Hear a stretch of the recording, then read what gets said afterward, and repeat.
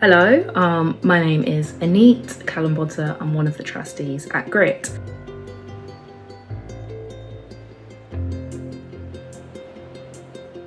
(2019) was a really challenging year for me.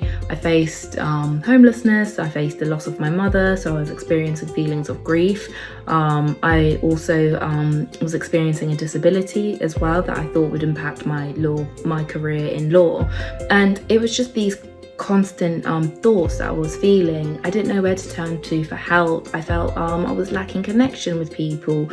And when I saw Grit come along, it honestly helped me in ways that is indescribable.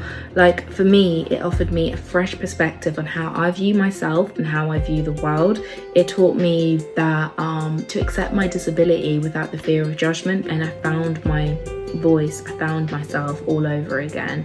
And yeah, I'm super grateful to Grit. And now I'm working in one of the largest financial services institutes in the world because Grit entered my life at a point when I wanted to drop out of university, and I didn't.